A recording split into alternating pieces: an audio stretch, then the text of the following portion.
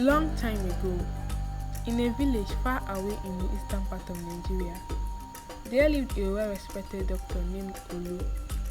He was the epitome of medical excellence. His reputation extended beyond the boundaries of his city. Patients from neighboring villages and even from far distance sought his counsel. Despite his reputation and undeniable skill, he was living an ubiquitous life, as most of his patients were too poor to pay for his treatment. Also, he was compassionate. This made him have little or nothing in his pocket. He was contented with his way of life, and the way was well respected in the village. Everywhere he goes, students flocked around him. This made him happy, but his wife wasn't happy as she wanted luxury. She often nagged him. "See your mates, your fellow doctors. Is this the way they live in misery?" They answer me. "Can't you see Dr. Shegun's wife? The way she ties the latest rapper in town. But I have been wearing this one rapper for over a year now. Aren't you tired?" "I am tired, oh, I am tired. It's not the blessing the villagers are giving that we will eat. We need money for ourselves too. We have needs to cater for." Shola, how many times will I tell you that a good name is better than riches? Can't you see the way Shegun's name has been besmirched due to his greed?" he said. "Greed or no greed, he is living comfortably, isn't he?" she replied. This was how Dr. Olu argued with his wife every day, but he has sworn not to compromise his moral and work ethics. Do you think he won't? One day, Dr. Olu's youngest son, Ade, fell seriously ill with a mysterious and life-threatening ailment. His wife, Shola, is distraught and pleaded with him to do whatever it takes to save their child. Desperate to find a cure, Dr. Olu exhausts all his medical knowledge and even seeks help from other doctors, but Ade's case worsened. Soon, he was introduced to another doctor who was a specialist and could treat his son to recovery. But his fee was exorbitant, and Dr. Olu had little. This made him think of going against his moral. His wife Shola wasn't helping matters as she sinks it into his head every day that she charged high fee for his service. "Olu, nothing must happen to my son. No. If anything happens to him, I will hold you responsible," she said to him. Dr. Olu was torn between his moral principles and desperate need to save his son Ade. The weight of the situation bore him down as he contemplated going to his friend Dr. Shegun for an advice. The next day, he ventured out to his friend's house, Dr. Shegun, a wealthy but callous doctor. When Olu got to his friend's house, he stated what brought him there and sought for an advice. Dr. Shegun suggested he charge exorbitant fee and demand payments before service. "You see, my friend, you are the one who has brought this upon yourself. I have told you countless times to charge high and also do not pity them. You are not their parent. Payment before service should be your watchword. Is that clear?" Shegun advised his friend. The moral dilemma weighed heavily on Dr. Olu. On one hand, he has built a reputation as a compassionate and caring doctor who treated his patients regardless of their financial status. On the other hand, he faced the very real prospect of losing his son due to his impecunious situation.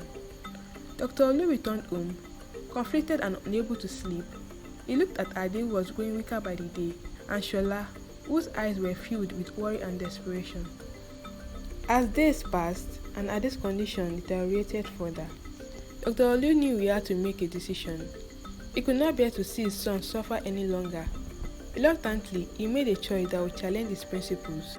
Dr. Olu decided to heed to Dr. Shegun's advice and began charging high fee for his medical services, demanding payment upfront. The news of Dr. Olu's change in practice spread quickly throughout the village, and the once respected doctor's reputation began to shift. Some villagers felt betrayed, while others understood the gravity of the situation. Dr. Olu's heart ached with guilt, but he did everything within his power to save his son Ade. He sought the specialist doctor who could treat his son's ailment and paid the exorbitant fee, which he could not afford. Soon, Ade's health began to convalesce. After receiving his specialized treatment, Dr. Olu continued to struggle with his conscience. He knew he had compromised his principle for the sake of his son's life. While Ade recovered, Dr. Olu's internal turmoil remained. As days passed, Dr. Olu's wealth grew and his reputation as a compassionate doctor waned. He became known for his high fee and demanding payment upfront. The villagers no longer flocked around him with admiration. The joy he once found in that respect had faded. One day, a destitute woman arrived at his doorstep, carrying her ailing child. She begged Dr. Olu to save her child's life, but she had nothing to offer in return. Dr. Olu remembered his own desperation when Ade had been ill, and a pang of guilt shot through him. He looked at the frail child in the woman's arms, and then at his own son, who was now healthy and vibrant. Dr. Olu realized that he could no longer continue down his path of greed and selfishness. With a heavy heart, Dr. Olu decided to treat the woman's child for free. Words of Dr. Olu's act of kindness spread throughout the village just as quickly as the news of his high fee had.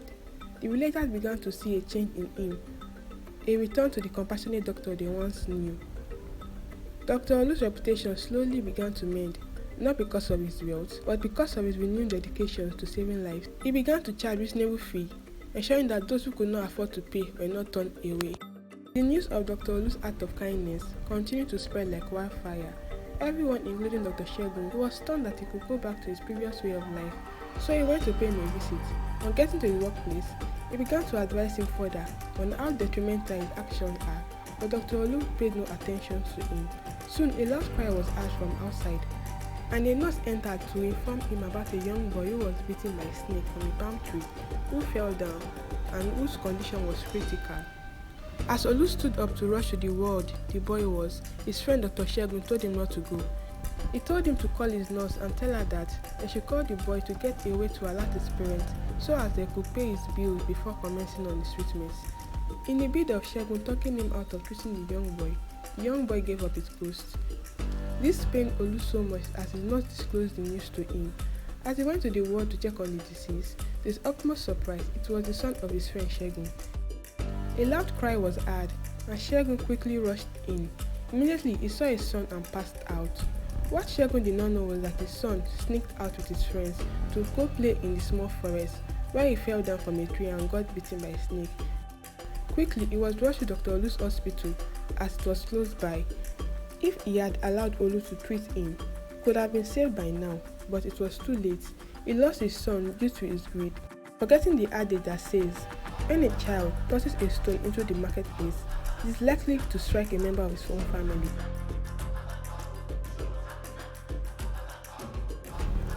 Moral of the story: the pursuit of wealth can lead to the erosion of one's principle and the loss of respect.